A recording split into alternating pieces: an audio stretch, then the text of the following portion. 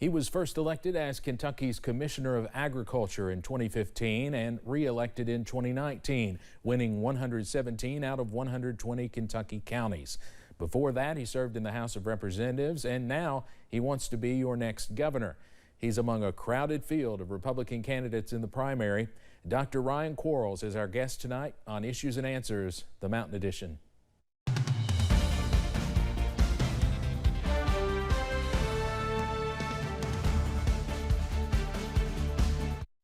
Car wreck? When you get Hughes & Coleman, it can make a big difference. Here's what I mean. Insurance offer, $3,000. Our result, $156,000. Insurance offer, $0. Our result, $385,000. Insurance offer, $300,000. Our result, $1 million. After an accident, if you want to get the money you deserve, get Hughes & Coleman and get it done. Call 800-800-4600. Agriculture Commissioner Ryan Quarles, our guest tonight on Issues and Answers. And Dr. Quarles, thank you very much for being here. It's been a while. I'm glad to be back in Eastern Kentucky. We just wrapped up National Agriculture Week, so I spent some time in Eastern Kentucky reminding folks that agriculture is alive and well in Eastern Kentucky, from farmers markets to you pick orchards to making sure we get Kentucky Proud food in the schools. So I have one request from your viewers. If you like to eat like I do, be sure to thank a farmer. Okay. And you were just at a school in Floyd County too, right? Talking about agriculture. You know, one thing that we need to do as a state is help promote our vocational and trade programs as well. That those jobs are worth just as much as the white-collar jobs downtown. And so for me, whether it's electricians, HVAC, plumbing, welders, or agriculture, those are the types of jobs that employers are looking for. So I was in Floyd County this past week, toured their School of Innovation.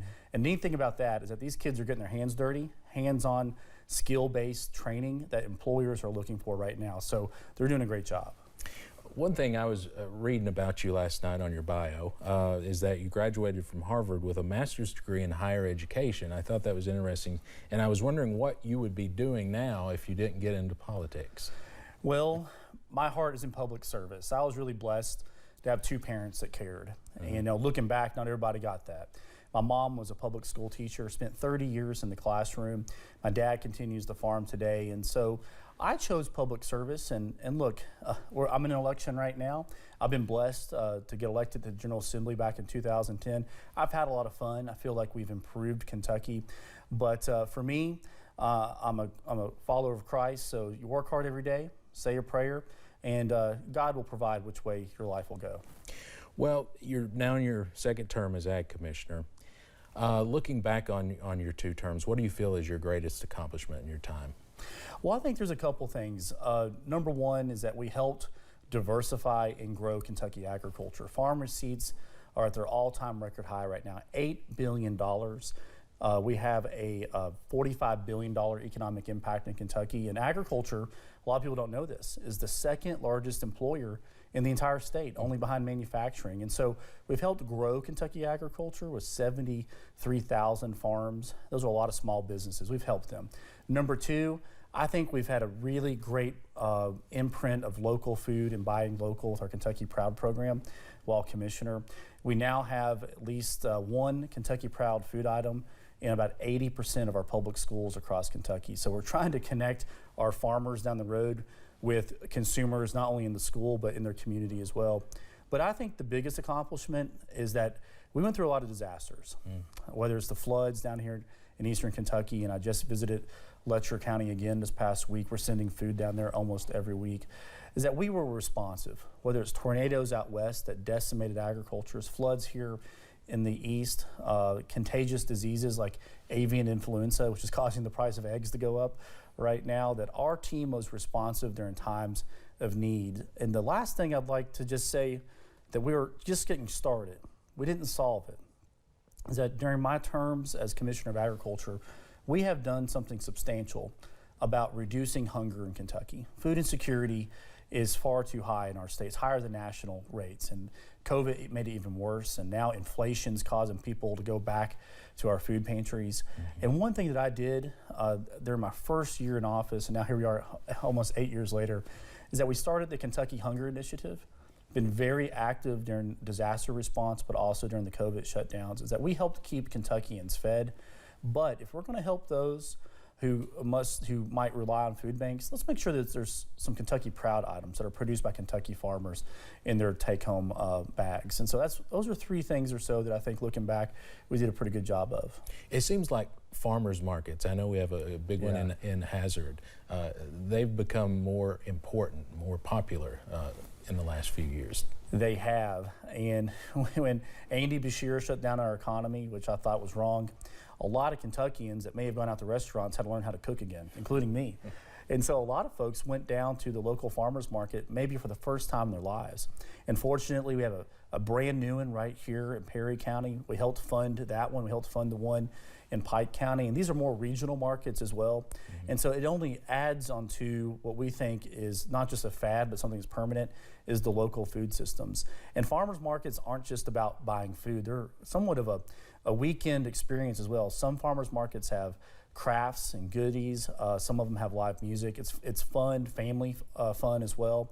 And so, look, it's the end of March. We're rolling into April. A lot of our farmers markets are going to open up. We have over 173 of them in our state now, and many of them accept EBT and SNAP cards as well. That's something our office has helped increase access to farmers markets as well during our term.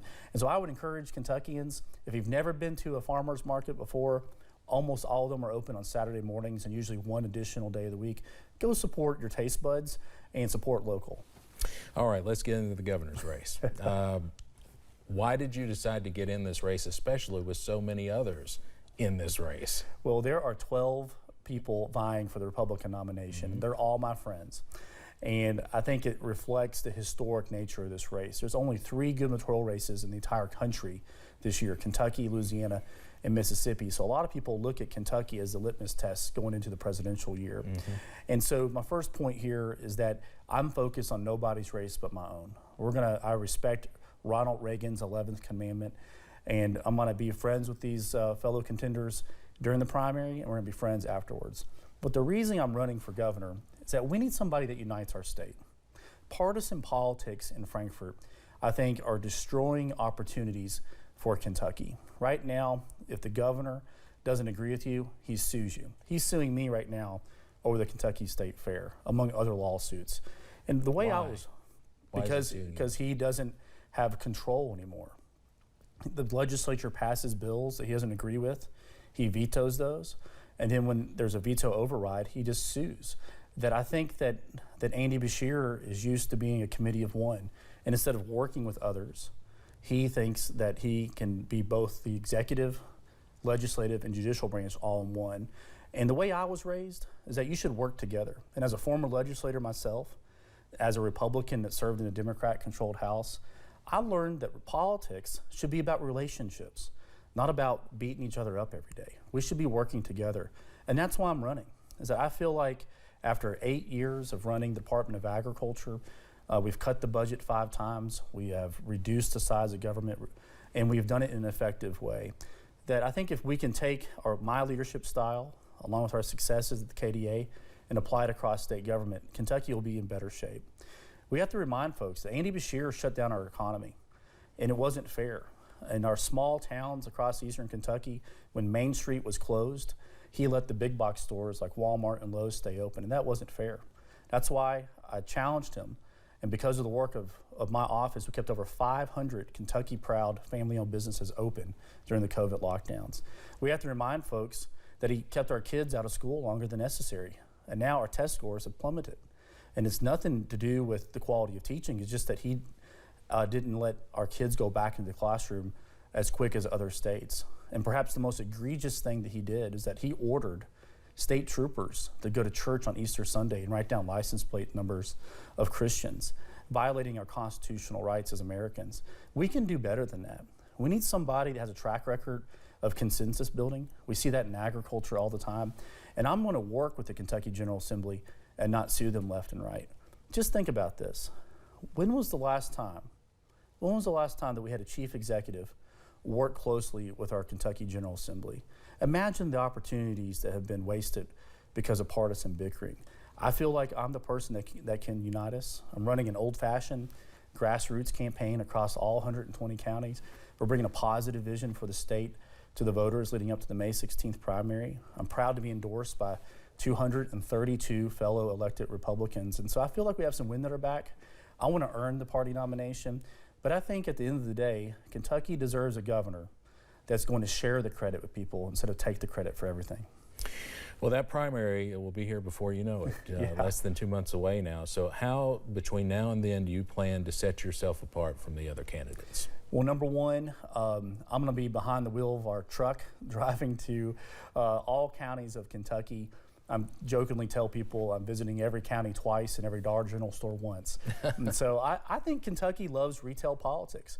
You want to meet the candidates, shake their hands, even if you disagree with them. Kentuckians appreciate it when you show up, and that's why during my 8 years of ag commissioner, now as a candidate for governor, we have visited every single county in Kentucky at least 6 times, at least. And I think that that's one thing that's going to differentiate ourselves. Number two, my track record as Commissioner of Agriculture. We've done a great job. We've been responsible stewards of taxpayer money, and I think that our results speak for themselves by helping grow Kentucky agriculture and bring economic development there, something I can bring to the governor's office as well. And the last thing that I think differentiates myself is that I'm the type of candidate that I think that can unite our state. Look, I grew up on a tobacco farm. I started working full-time at age 6 for $1 an hour in the tobacco field. I feel like I can connect with the working class of Kentucky because I have just as much respect for somebody that comes home with dirt on their boots or grease on their elbows as somebody that may have a lawyer or doctor job in town. And we also need somebody that I think that really appreciates what can be done in Eastern Kentucky. My plan is one that connects the assets that this region of the state already has. God created a very beautiful area of the world right here in Eastern Kentucky. And through Kentucky Proud, we know that there's a lot of homegrown family recipes down here, but there's more than that. We have natural beauty, rock climbing, trail systems, ATVs, side-by-sides. We have hunting that's known around the world right here in Kentucky, nature preserves. We can bring all this together to make Eastern Kentucky a nationally recognized tourist destination. And the second thing we need to do is that we need to have our folks come back. And that if they want to work back home in a rural county, they have to have access to high-speed, quality, and affordable internet. That if you don't have high-speed broadband and you want to work at home, it's just not going to happen. And so I want to help finish out broadband, that critical and expensive last-mile program, and also promote in a regional way Kentucky's tourist opportunities. Let's talk about some of the hot-button issues right now. All right. You came out supporting medical marijuana recently. Do you think that legislation, first of all, is going to make it to the governor's desk right now that's passed the Senate? Where do you think, and do you support that legislation specifically? I think it's a first good draft. I think that what we need to do is that we need to make sure it's a tight framework that truly is about patient care. That these are for patients suffering end-of-life issues, cancer patients. My mom passed away from cancer 10 years ago this month. And there's a lot of people out there that are self-medicating, and so we need to give them a legal framework to make this work. Secondly, we need to treat medical marijuana like any other prescribed drug, meaning patients need to know what's in it, and secondly, we don't need to tax it. We don't need to tax medicine. And the third thing is that if we're going to do this, let Kentucky farmers benefit from that. And that's something I think we need to improve in this legislation. I feel like I can get the job done by working with law enforcement. And let me be very clear about this. The last 8 years, I've run the Kentucky Hemp Program by working in tandem with Kentucky law enforcement, including our sheriffs and state police. That my vision of medical marijuana is one that truly is a tight framework that is between a doctor and the patient, and one where the medicine is prescribed like other medicines that we're used to, and that this is not opening the door for the legalization of recreational marijuana. I want to make sure that Kentucky gets the policy right. My track record as ag commissioner and track record of working with our law enforcement officers and community is one that's going to benefit us as we go down this path. So would you sign the legislation that's out right now? I would sign it, but we do know that the implementation of that piece of legislation wouldn't be until 2025. And so I can only predict that there are some things that need to be tweaked on it before it goes live in 2025, including letting our farmers have an opportunity to benefit from this. Okay. How do you feel about sports betting, another issue kind of in limbo in Frankfort right now? I think that all forms of illegal betting should be regulated, should be tightened up. We know that people bet on sports every day. I mean, we just went through March Madness, and maybe our Kentucky teams didn't make it to the Final Four, but we know that a lot of people are already doing this, and so it needs to be tightened up. I think every state around Kentucky already has some sort of sports betting, and so if it's in a legal, tightly regulated form, I think that's something that Kentucky can get used to, because it's already happening. But we got to get rid of illegal, unregulated gaming in Kentucky. One bill getting a lot of attention, Senate Bill 150, which some have called unconstitutional, one of the most extreme anti-transgender measures in the nation. Governor Beshear just vetoed it. What's your position on that bill? My position is that there's a lot of provisions in Senate Bill 150 that I think most Kentuckians agree with, meaning that teachers should have protections about whether or not they can respond to certain pronouns in the classrooms, even if they disagree with it on a personal level. That's part of the bill that a lot of folks may not realize. Secondly, I think that gender reassignment surgeries for minors should not be offered in Kentucky. And I think that it also needs to be clear that there needs to be parental rights and parental discussions in this. But when it comes to the main provisions of Senate Bill 150, a lot of other states have already outlawed gender reassignment surgeries for minors. And I think that after listening to the testimony and watching the legislative process, that there's a lot of folks that are pushing an agenda on little kids that I think most parents in Kentucky do not appreciate. So you would sign the bill? I would sign the bill. I know that there was going to be legal repercussions of that in terms of lawsuits, but I think a lot of other states have already done this, and that most Kentuckians would agree with most parts of what's in the bill. There was just a drag show canceled in Prestonsburg due to threats of violence, and organizers specifically pointed at the rhetoric in Frankfort as doing more harm than good. You were just talking about how you can bring people together. How do you do this when all this rhetoric is out there back and forth? And is Frankfort focusing too much on these hot button issues? Well, I think there's a lot of issues facing Kentucky that need a little more limelight, whether it's our pension crisis, whether it's the fact that we have one of the lowest workforce participation rates in the country, that we got to get people back into the workforce, stop paying people to sit at home and not work. Those are the issues I want to tackle. I want Kentucky to grow as a state and get our economy on par and exceed other states as well. But I grew up in a household where we accept people for who they are. That my mom taught me at a young age, she, again, public school teacher, taught me to love one another. And that's what my faith teaches me as well. And so I do think that we need to be accepting of people, of who they are, but also have a serious conversation about what young children are exposed to as well. And I think that's what the policy discussion is in Frankfort, that may not be what is reflected in some comments in other parts of the state. One of your opponents, Kelly Craft, released a statement responding to the governor's veto of that bill. And one of the things she said, and she's been saying this on the campaign trail, is that the Department of Education should be dismantled. I don't think the Department of Education should be dismantled. I think that we need to have some serious reforms. I'm fortunate to, again, have a mom as a teacher, but also I have a doctorate in education as well. And I think that there is some things that we need to change. I think that the makeup of the Kentucky Board of Education should include more parents. It should include more people that are actively teaching in the classroom. It should include employers who ultimately want to have students that are educated and ready for the workforce as well. But I think that our framers of the Constitution got it right, that education is a state issue. And I think that we need to work with our superintendents, our school employees, our teachers, associate teachers, to get a plan that's best for Kentucky. And that means having support from the Department of Education.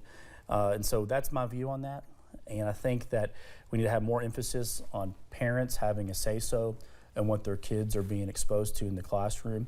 I also think that teachers themselves need to have some affirmation, and they need to have a leader that believes in them, that's going to stand up for them, which means we have a discipline reform in the classroom. That's something I hear a lot from teachers as well, is the inability to deal with problematic students in the classroom because it distracts from the learning process.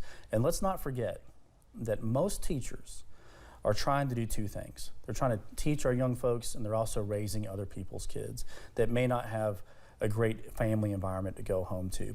And so we need to empower our teachers. As a son of an educator, you're never going to hear me say anything negative or disparaging about our men and women in the classroom, but I think that they need support, and we just need to have some common sense. The governor's been advocating for a raise for teachers. Would you support that? I think so. I think that it's something that the rest of state government has gotten. There was an 8% pay increase for state employees last year. This summer, there's a 6% pay increase as well. And look, let's not forget, the legislators have funded K through 12 education at the highest rate ever. But let's not forget the cost of doing just about anything has gone up, especially with out of control inflation right now. And so if we want to help retain our teachers and recruit teachers, we need to have a competitive pay that would help attract them. The same thing with law enforcement, is that we got to pay them in a way that helps them recruit folks to choose this as a lifelong career, and secondly, retain the talent that we already have. It's been in the news a lot lately, the healthcare issue, the nursing shortage, same type of deal. They're having trouble recruiting people. Here in Eastern Kentucky, they have hundreds of job openings at hospitals. How do you plan to tackle that? Well, first off, rural health care is a priority of mine. It has been as Commissioner of Agriculture as well. And when we talk about rural health care, it's not just about having a place to go to for medical needs, but also access to insurance as well. And so one thing I'd like to see is somewhat of a public-private partnership, particularly with nurses, which are having big signing bonuses. We're trying to get people to move across the country. I get it.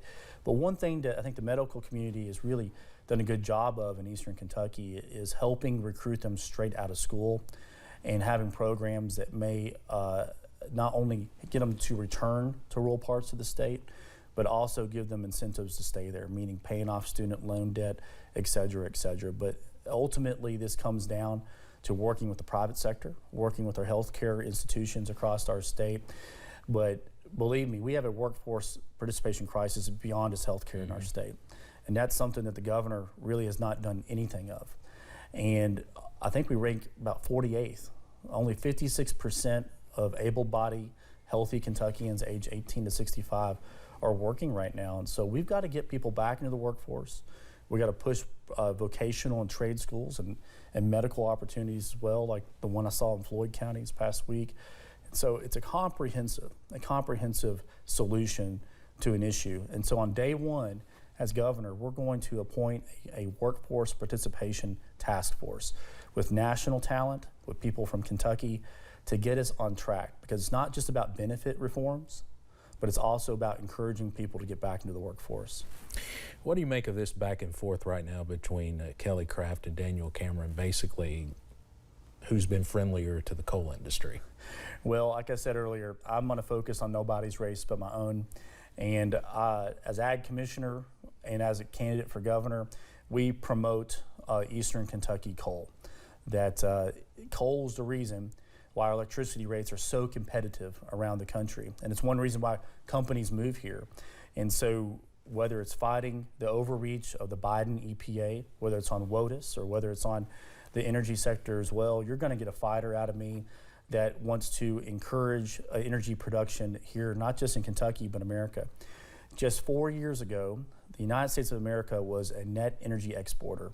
And now we've seen what's happened over the past 3 or 4 years, is that we need to promote American energy independence so we're not dependent on foreign countries for not just our fuel, but also our economic future. And so I believe in all of the above when it comes to energy policy, but we need to protect our coal industry, mine Kentucky coal, so that we don't punish fellow citizens with high energy rates right now.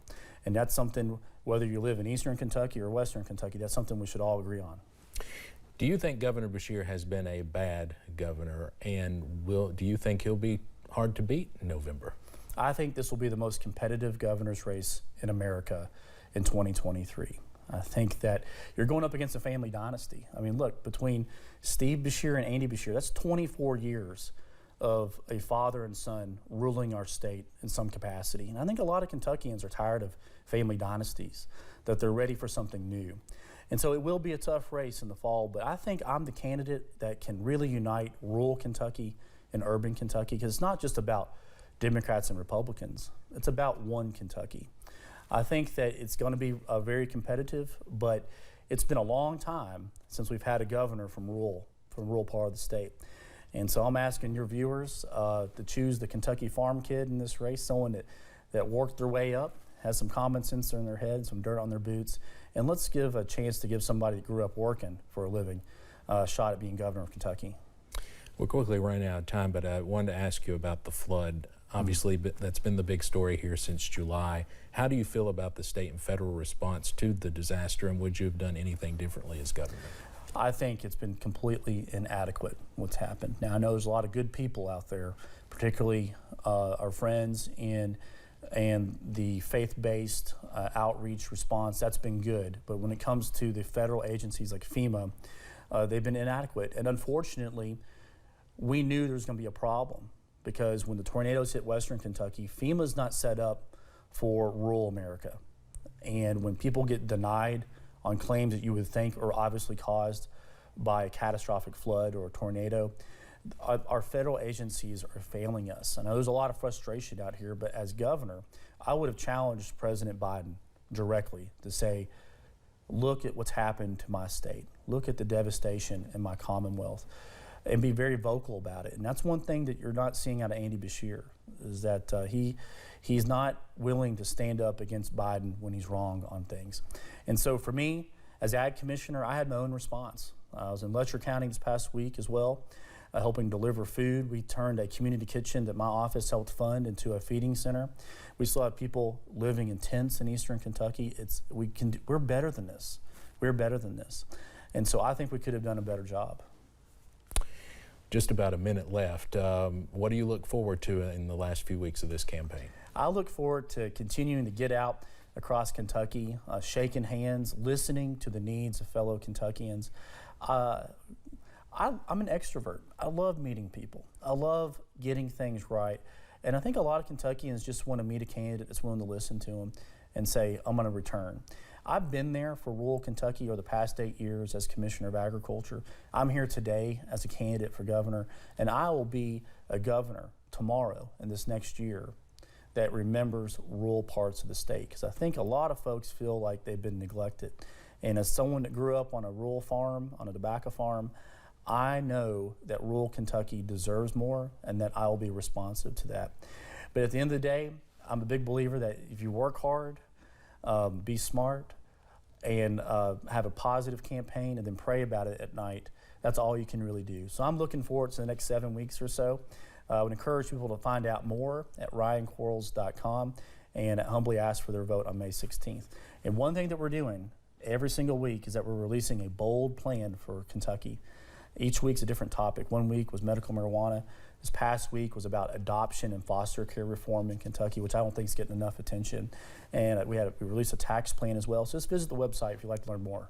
All right, Ryan Quarles, appreciate you. Thank you so much. All right, and thank you for joining us. We'll see you next time on Issues and Answers.